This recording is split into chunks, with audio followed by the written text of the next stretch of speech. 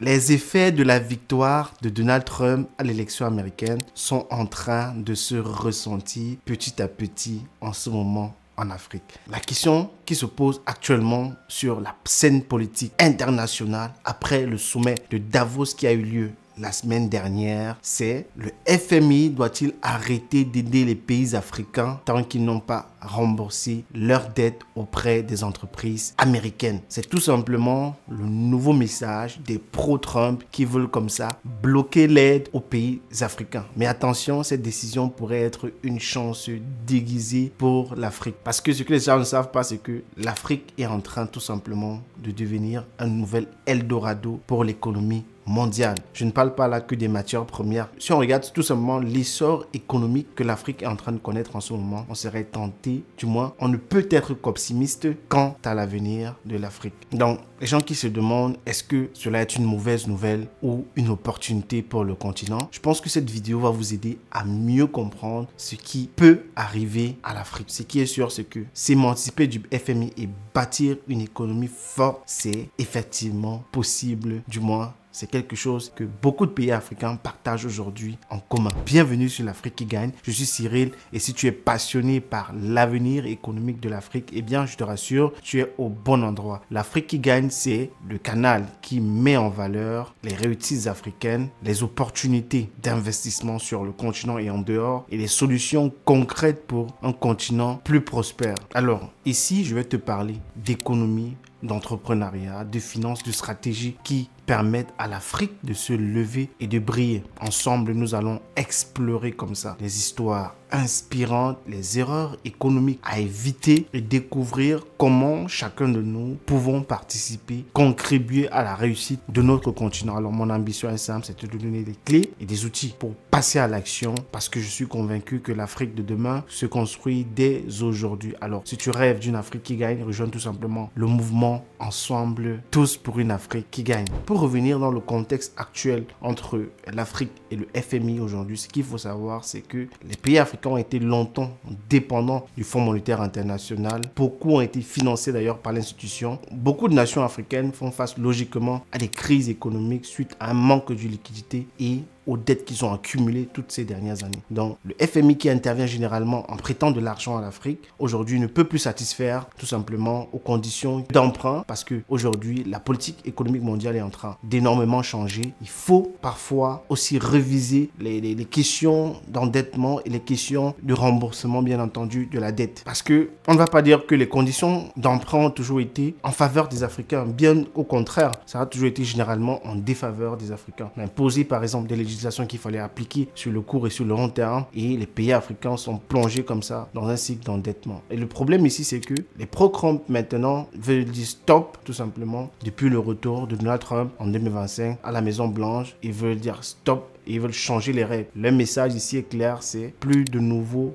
prêts tant que les Africains n'ont pas remboursé les entreprises américaines en pensant que voilà, c'était une grande aide qu'ils sont en train de faire à l'Afrique. Mais comme je vous l'ai dit, ce n'était pas en faveur des gouvernements africains. Tout le monde le sait déjà, c'est que Trump a une approche America First, une approche qui revient d'abord et avant tout à protéger les intérêts des Américains, cela dit des entreprises américaines. Mais sauf que cela a donc un fort impact économiquement également sur l'Afrique. Parce que si on se base par exemple sur les données disponibles jusqu'au quatrième semestre de 2024, les dettes des 10 pays africains les plus endettés envers le FMI s'élèvent à 26,19 milliards de dollars. Et parmi les pays les plus concernés par la dette, on a le Ghana qui a fait défaut sur sa dette en 2022, on le sait déjà. Il y a également l'Égypte qui doit plus de 9 milliards de dollars au FMI. Il y a également le Kenya, il y a l'Angola, il y a la Côte d'Ivoire, il y a le Cameroun. Il y a également d'autres pays que je ne vais pas citer ici. Mais beaucoup de pays en fait comme ça ont des obligations vis-à-vis du Fonds monétaire international.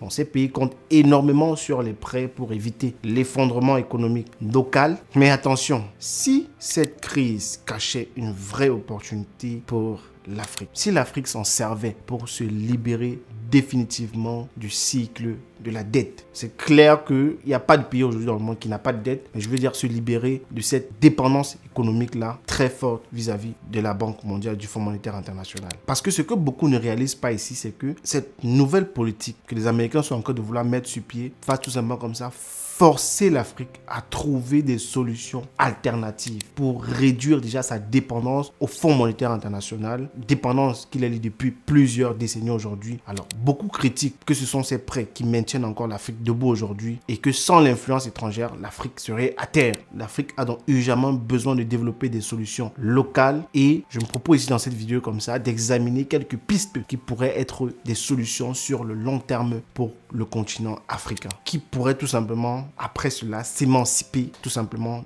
des impérialistes. L'Afrique pourrait par exemple développer des solutions locales, peut-être commencer déjà par renforcer le commerce intra-africain et investir dans les industries locales. Également chercher peut-être à se tourner vers d'autres investisseurs. L'Afrique pourrait se tourner vers des partenaires stratégiques. On parle aujourd'hui du premier partenaire stratégique pour l'Afrique serait peut-être les BRICS qui réunissent aujourd'hui le Brésil, la Russie, l'Inde, la Chine, l'Afrique du Sud, plein d'autres pays et développer une banque de développement qui serait réellement indépendant. Donc cette crise ici peut être tout simplement le tremplin vers l'émergence du continent. Et moi je le crois fermement. Une crise qui soit un réveil pour l'Afrique. Au lieu de compter tout le temps sur les aides extérieures, ça peut être comme ça aujourd'hui le moment pour l'Afrique de prendre son avenir économique en main et tout simplement de montrer au monde qu'ils peuvent s'en sortir sans les aides. Et déjà c'est ce que plusieurs pays de l'AES ont commencé à mettre sur pied avec d'autres partenaires stratégiques comme la Russie et aujourd'hui la Chine. Mais tout cela ne peut pas venir, on le sait très bien, sans risque ou opportunité. Donc, si l'Afrique reste dépendante du FMI, elle va tout simplement continuer à subir les politiques étrangères qui sont depuis plusieurs années aujourd'hui hostiles à son développement. Mais si l'Afrique s'adapte et crée ses propres solutions, elle deviendra très certainement indépendante économique et pourra penser à l'avenir à un développement réel et durable. Donc, la vraie question est aujourd'hui, est-ce que l'Afrique est réellement prête à saisir cette opportunité? Est-ce que la politique des pro-Trump va fragiliser l'Afrique davantage ou au contraire lui donner de s'émanciper des géants comme le FMI?